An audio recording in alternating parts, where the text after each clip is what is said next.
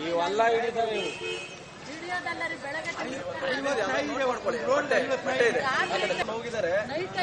Sir ಅಷ್ಟೇ ಬಂದ್ ನೋಡ್ಕೊಂಡು ಪಬ್ಲಿಕ್ ಕರ್ಸಿದ್ದಾರೆ ಇವಾಗ ಮಾತಾಡಕ್ಕೆ ಏನಾಗುತ್ತೆ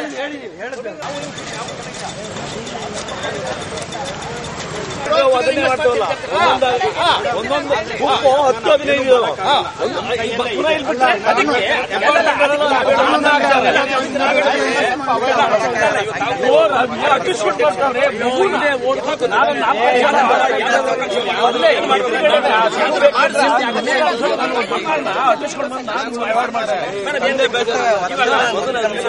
ಒಂದ್ ನಿಮಿಷ ಮಗುನ ಬೇಜಾರು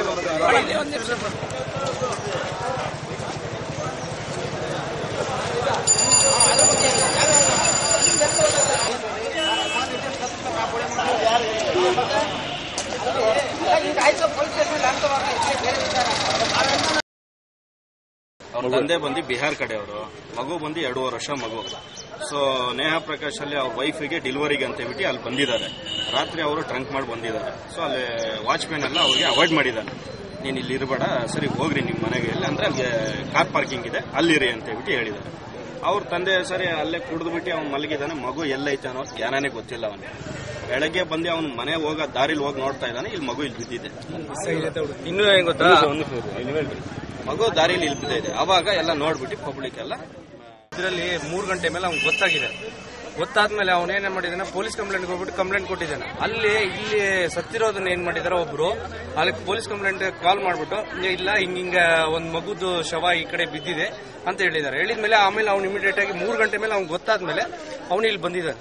ಬಂದ್ಬಿಟ್ಟು ಅವನು ಇಲ್ಲಿ ಇದು ಹೌದು ನಂದ ಮಗು ಅಂತೇಳಿ ಐಡೆಂಟಿಫೈ ಮಾಡಿ 3 ಗಂಟೆ ಅಲ್ಲ, ಈಗಾಗಲೇ ಬೆಳಿಗ್ಗೆ ಸುಮಾರು 6:06 ಸುಮಾರು 3 ವರ್ಷದ ಒಂದು ಮಗು ಹಠಾತ್ತನೆ ಬರುವ ಸಮಯದಲ್ಲಿ ನಾಯಿಗಳು ಹಿಂಬಾಲಿಸಿ, ಸುಮಾರು 3-4 ನಾಯಿಗಳು ಹಿಂಬಾಲಿಸಿ ಆ ಮಗುವನ್ನು ಪ್ರಾಣ ತೆಗೆದು ಕೈ ಮೈಯೆಲ್ಲ ಪರ್ಚಿ ಪ್ರಾಣ ಹತ್ಯೆ ಮಾಡಿದೆ.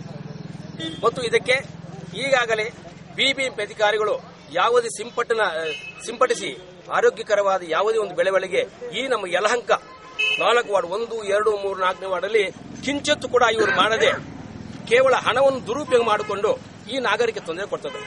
ಈ ನಾಗರಿಕರು ತಮ್ಮ ದಯನೀಯವಾದ ಎಲ್ಲ ಸಮಸ್ಯೆಯನ್ನು ಅವರು ಹೇಳಿಕೊಂಡು ಕೂಡ ಒಂದು ಮಾಡಿದ ಒಂದು ಸಂಗತಿ. ಇದು ಮುಖ್ಯವಾಗಿ ಕಾರಣ ಬಿಬಿಎಂಪಿ ಅಧಿಕಾರಿಗಳಿಗೆ ಕಾರಣ ಅಂತ ಈ ಮೂಲಕ ಹೇಳಬಯಸ್ತೇನೆ.